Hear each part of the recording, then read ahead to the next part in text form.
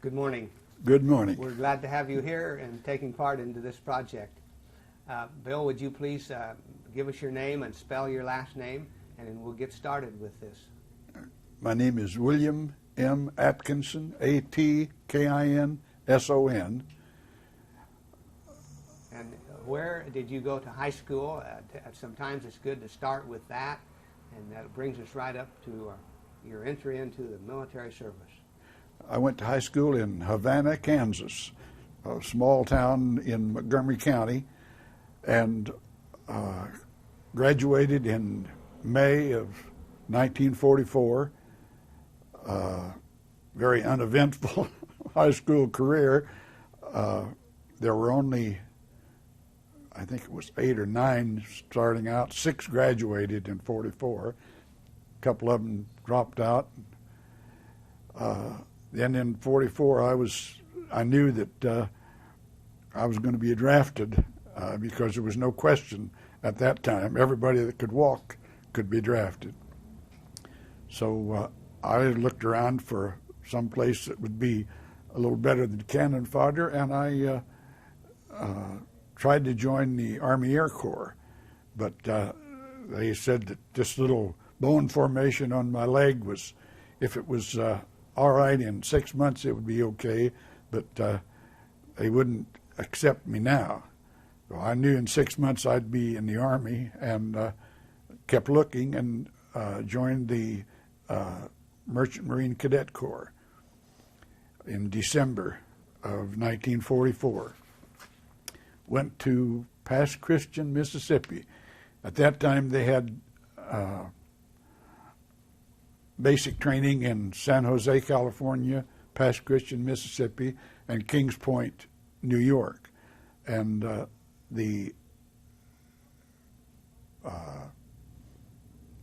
basic training was 4 months, then 6 months on a ship, and then back to Kings Point for 2 years, and you graduated as a third officer in the Merchant Marine and a ensign in the Naval Reserve. After 4 months in Christian, which was, excuse me, rather hectic time, as most basic training experiences are, I went on a ship and went to the South Pacific, visited many areas, including New Guinea, Philippines. I don't even remember the names of other little islands. And then 10 days in Australia, which was nice. Then back up and back to the Philippines and to Okinawa. And the war ended when we were off the shore in Okinawa.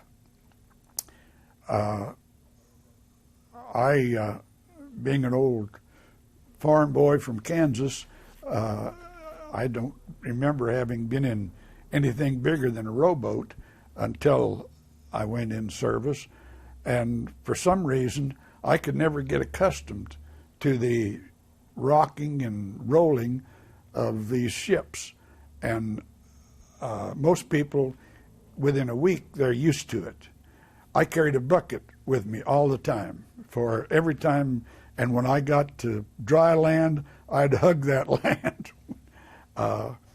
So when I came back from Okinawa to San Francisco, I told them that I just couldn't stand any more of that water, and I was discharged in March of '46. Okay, so a few things I wanted to ask you. Sure. And I didn't want to interrupt you, though, as you were telling. Your basic training there, whatever you called it, what described it? What was it like? Well, there were about 65 men in my group. I don't even remember what they called it at that time. Mm-hmm. And it involved PT at 5 o'clock in the morning, school from I guess around 8 to noon, and then miscellaneous in the afternoons. A lot of PT. And I remember the day that I arrived at Pass Christian, I couldn't believe what I was involved in. And the following day, they took the whole group out to a rowboat and told us to get this rowboat set up, rigged up, and into the water. And everybody grabbed some. I mean, it's 65 people and everybody doing, well, I knew that couldn't last. So I put them down with a loud holler and said, if we divide up into groups, why, we can get this thing rigged. And so I pointed out 2 or 3 guys to head each group, and some of them to take the stuff that was in it, some of them to take the stuff that was on it, and how to get it into the water and so forth. And the commander decided that I was the one that should lead this group, and that involved a lot of marching. I'd never done anything but walked. I walked in a furrow, and anyhow, I tried to march 65 people from one class to the next and from PT, and I'll never forget heading them toward the swimming pool and not remembering just exactly what I should say to get them to stop. And they didn't step into the swimming pool, but they stopped just before they stepped into it. And at that time, they decided they needed somebody else to march the people around, because several of them had PT in college and what have you. And that was the most hideous experience I think I had in basic training. You mentioned and you described leadership qualities. Had you had an opportunity in high school to develop your leadership qualities? No. You just saw it was necessary to get them organized, so... Yeah, I thought that we weren't going to do anything with everybody grabbing a different item. And I suppose we could have picked the thing up and carried it out, but there was more to do than that. And I thought it was just a good idea to make sure that everybody had an idea of what part of it they were going to be doing. I was curious about your stop at Okinawa. Did you go ashore? Oh, yes. In Okinawa? And what are your recollections of what you saw at Okinawa? This would have been... In the bay, Buckner Bay in Okinawa, there were, I don't remember how many, but dozens of ships with one end up and the rest of them down. Sunken ships that didn't fall quite right and get under the water all the way. I remember those, and I also remember on land they had what I would call a little storm cellar, and that's where they buried their individuals that died. Apparently, I was told, I don't remember who told me, apparently when an individual died, put him in a box and put him in this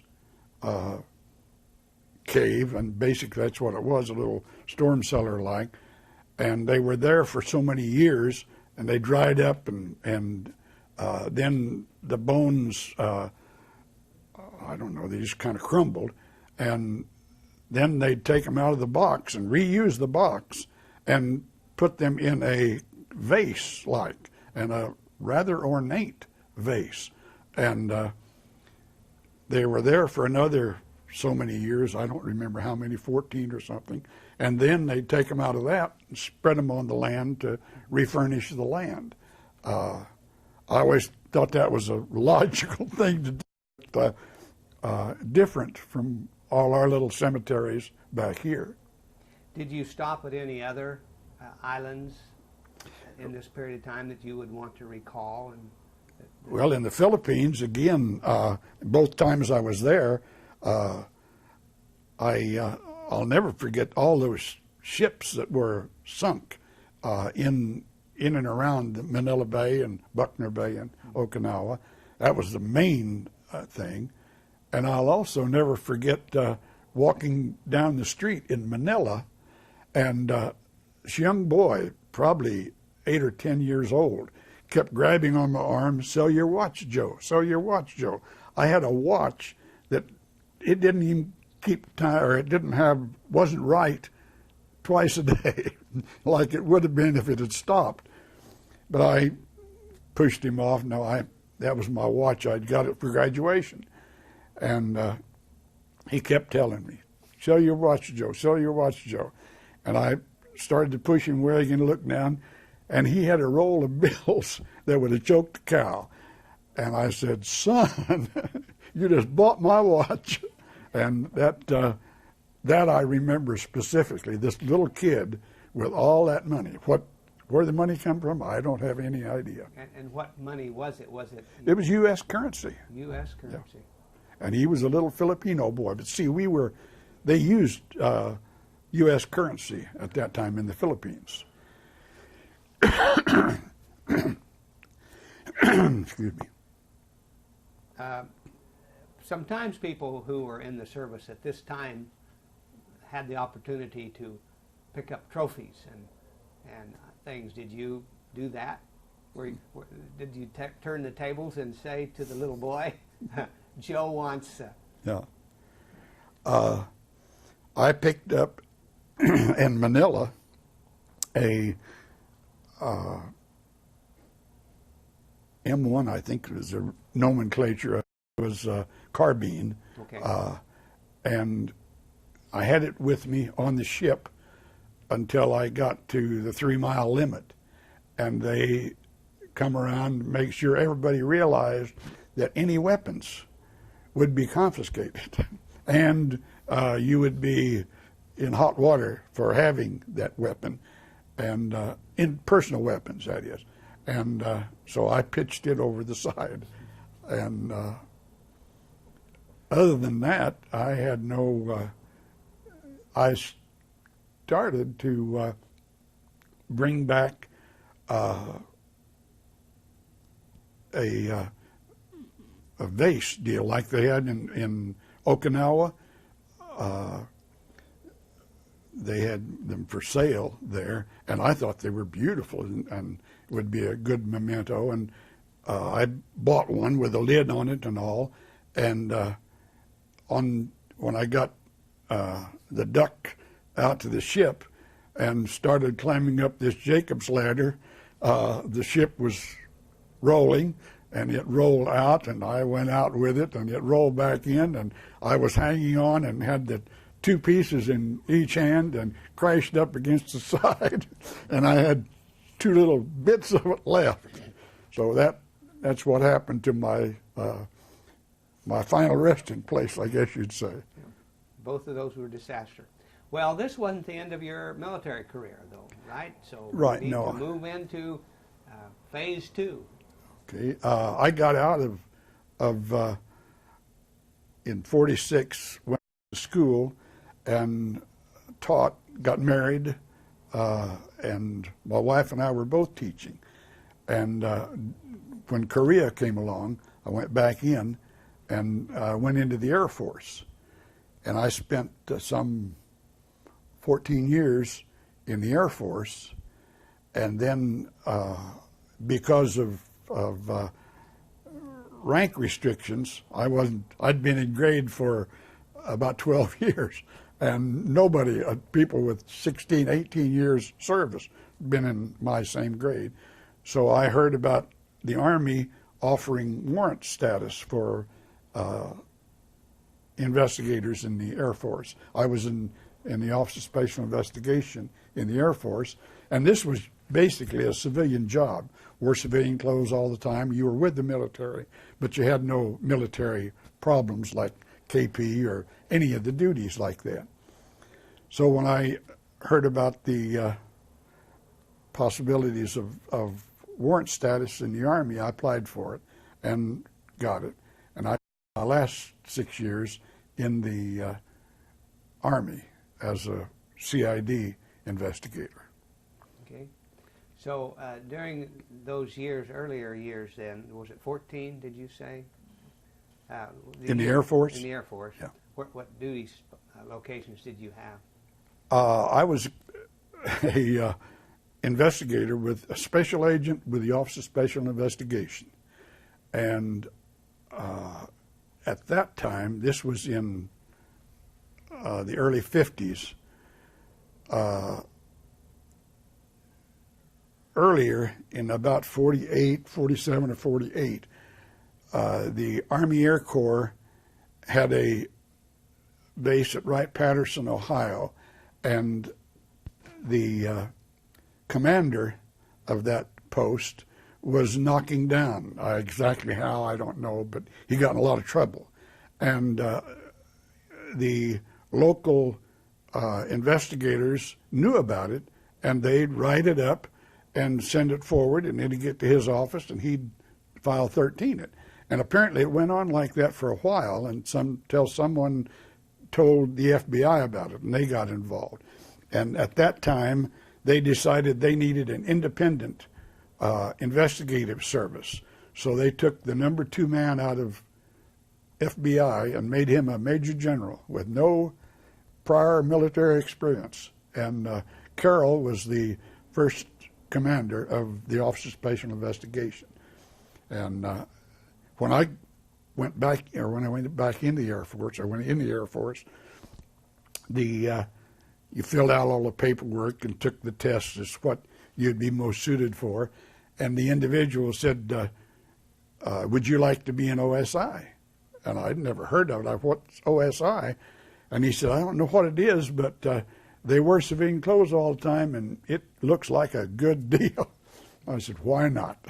So that's how I got into OSI. And I did personnel investigations for clearances for individuals with secret and top secret clearances.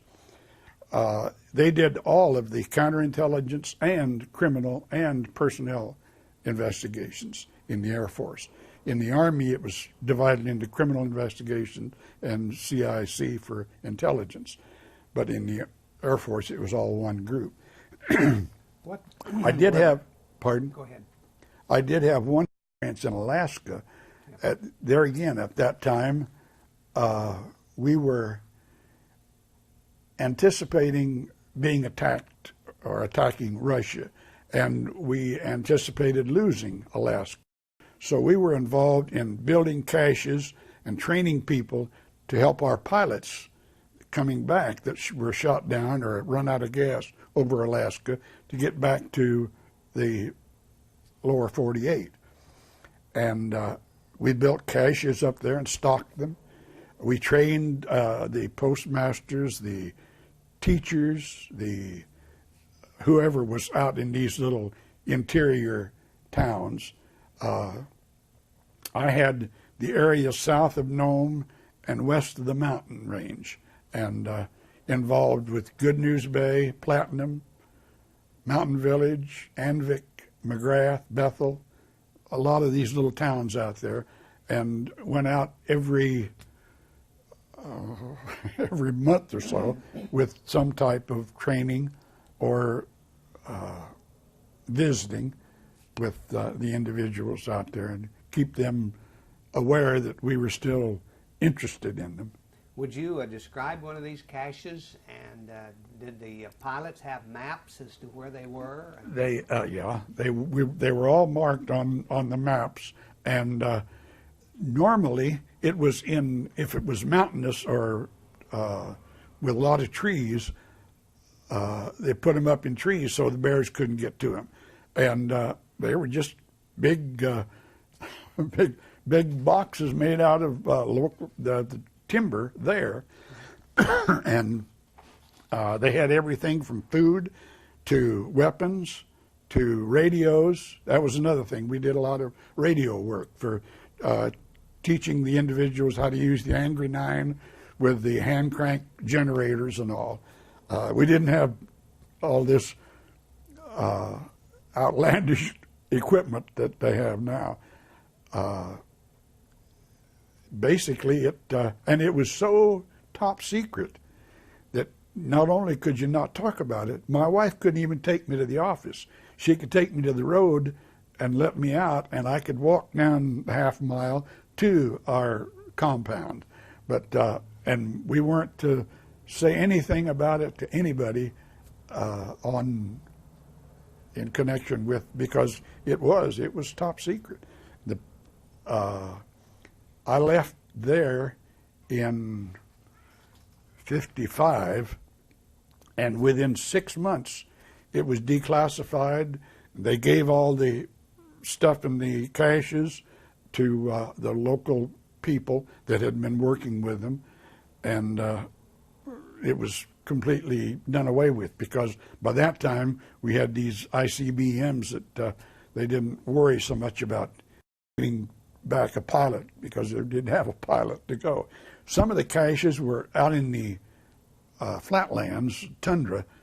We built in the ground and covered them as best we could with native, but marking where they were, and sealing them off there again as best we could with the plastic sacks and bags they came in.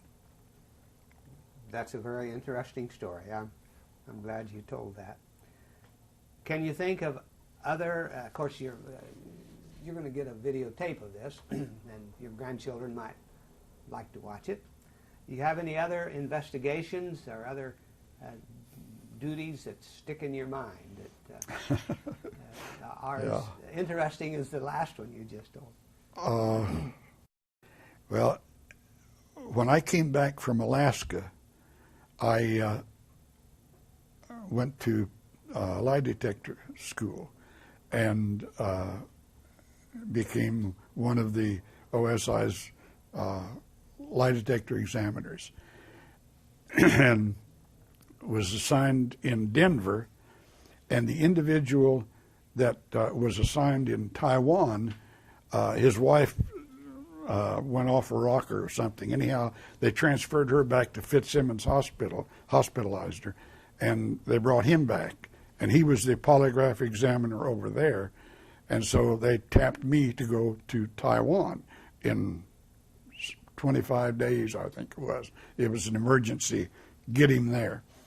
So I went to Taiwan, and the individual there in Denver at the time was involved in a investigation in Mountain Home, Idaho, and apparently put quite a bit of pressure on an individual during a polygraph examination, and the individual confessed to murdering this girl. And the problem was he didn't do it. The indication was that he had come to the area after another individual did it, and did things to the cadaver, but he didn't do the killing. But he was convicted and by court-martial and sentenced to, I guess, life. I don't remember what. And probably 2 or 3 years later, after I came back from Taiwan, I was in Denver again, and an individual was arrested for a murder in Montana or one of the northwestern states, and he confessed to killing this girl. So they redid the whole thing and to find out if one of the things that they never could get him to admit that he had this knife, that because in the cadaver they found a broken off piece of a knife blade, and he never they never explored that at all. And when this other individual confessed to it, he told him where the knife was, and told him that the knife wasn't any good anymore because it broke off, and big as life. So that's how they knew that they'd made a mistake in putting this individual in jail for murdering the gal when he really didn't. That was one of the biggest, and it made life magazine and every magazine in the country, I think, at one time or another, while it was being investigated, because the military had screwed up on some poor little innocent GI. Did you enjoy this investigation work in the military? It was a job. You met the world's worst, particularly in criminal, when you worked with the criminal side of it. It was, well, I guess I enjoyed parts of it, but you did. You met some of the world's worst. In the Army, it was so different, completely different. When I left the Air Force, myself and one other individual took care of all the criminal investigations in the northern half of Colorado. I was a polygraph examiner for the whole district, which included Colorado, Wyoming, Utah, and parts of Idaho, the whole district, District Office 14. And we had plenty to do, but we weren't pushed. And we could go deer hunting, or we could go what have you if we wanted to. Two of us, basically 20,000 troops at Denver at the time. I went from there to Fort Riley, Kansas. And when I got to Fort Riley, Kansas, I was one of 17 criminal investigators. And in probably 2 months, I had more hard criminal cases than I had had in 2 years at Lowry Air Force Base. There was that difference. Individuals that at that time came in, not all of them, mind you, but so many of them, the judge says, you'll either join the Army or you'll go to jail. And they joined the Army. They didn't change their ways. They'd knock over the PX. I'll never forget, shortly after I arrived at Fort Riley, I went out one morning and the bowling alley called and said somebody broke in. And myself and another man went over to process the scene. And this other guy had been there for a number of years, and he looked at this. It was a safe in the floor. He looked at that safe and how it was popped, and he said, if I didn't know better, I'd say that was old Joe Blow's work. I don't remember the kid's name. And we processed the scene, went back to the office, and he had broken into a safe someplace else earlier. He called Leavenworth to see if old Joe Blow was still in. And old Joe Blow had run off from work detail 2 days before. So we started canvassing the motels downtown and told him a basic description of this kid, and the guy said, yeah, I'm sure that's the same one. He's in room number 7 or whatever it was. Knocked on the door, and this little cherub, and he looked like a choir boy, come to the door and looked out and saw Lee Hop and said, oh crap, I've gotten caught again. But that was just standard for them. I've seen individuals knock over the PX, grab this whole bundle of watches and rings and what have you, take them out and bury them behind the barracks and get them in. Apparently he gave one to somebody, and somebody said, yeah. Anyhow, we got and asked him if he was the one that knocked over that PX. Yeah. Where's the stuff? It's out behind the barracks. And they didn't think that much of it. And a lot of them were real good soldiers in the field, but they weren't worth a damn when they got back to the barracks. They were involved in everything. That I remember. As you now, you did not pursue this in civilian life then when you got out, did you? Go ahead. Why? No, well, a friend of mine that was also a polygraph examiner heard I was getting out, and he had gotten out a year before, and he was a polygraph examiner in Florida, and he wanted me to come to Florida and work for this company that he was working for. And that, to me, that's the hardest job in the world. You've got to be in the air basically 95% of the time, and there's no relaxing while you're doing that. And I said, there's surely a better job someplace for me than examiner. And I didn't follow through on polygraph. And what did you do then after that? After that, after that, I got out. The wife was teaching, and we started buying properties here in the local area and renting them to students and military, and made out like a burglar. Good. Yeah, because the value of prices went up. I retired in '72, and I remember specifically when I was getting ready to retire, going through the physicals and all that, I'd known so many people that retire 1 month and die the next month. That's going to make me so damn mad if I don't get a few years out of this retirement. But now here it is, 32 years later, and I'm still kicking. I got it made. Good. Thinking back now, is there anything that we missed that we should have put in this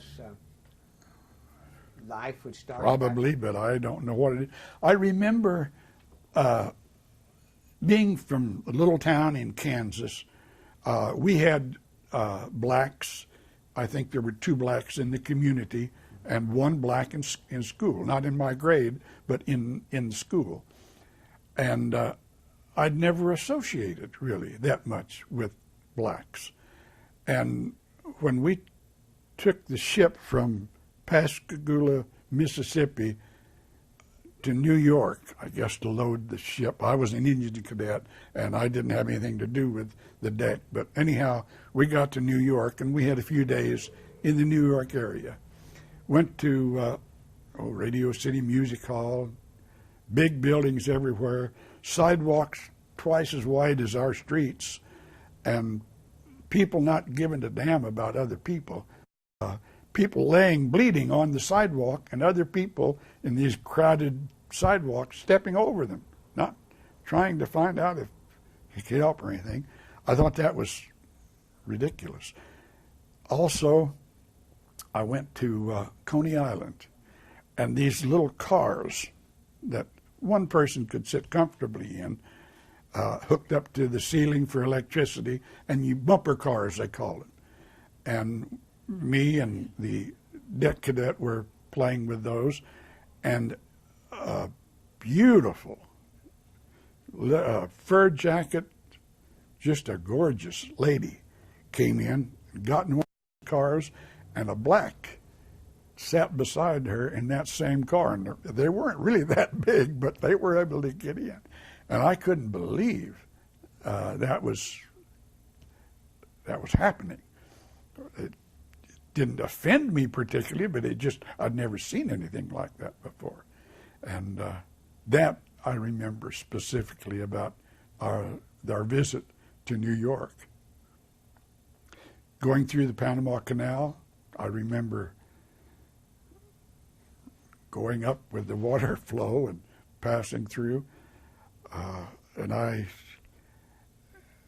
I'll never forget the constant motion of that ship.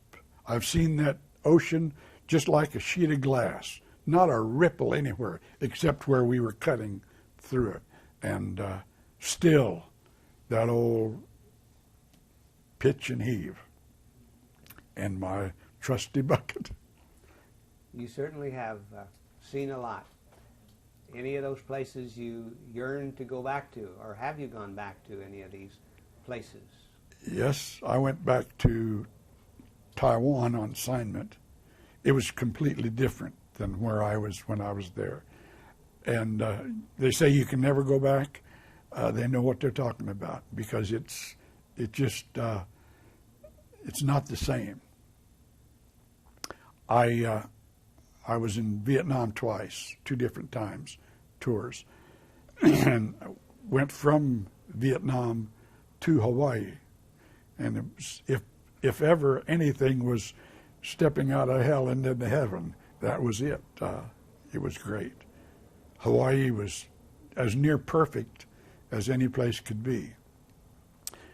Vietnam, it was just indescribable with the 1st Infantry Division out in the boonies. I went to Thailand, and the Thai people were basically happy and content, and just they were right side by side, but it was a completely different atmosphere as far as the people were concerned. Of course, they were fighting in Vietnam, and they weren't fighting in Thailand. So that had something to do with it. Now, your rank when you got out of the Army then was? He was a Chief Warrant Officer 3, CW3. That's right, yes. Anything else now you want to tell us? I don't know of anything in specifics. I'm glad you mentioned Vietnam, because 2 tours in Vietnam is... Sorry? I'm glad you mentioned Vietnam, because 2 tours there is pretty significant. I was there first in '63 when it was basically just starting, and then went back with the 1st Infantry Division in '65.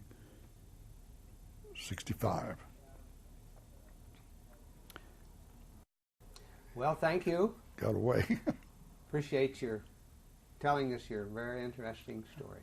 Fine. I didn't think I could talk that much, really.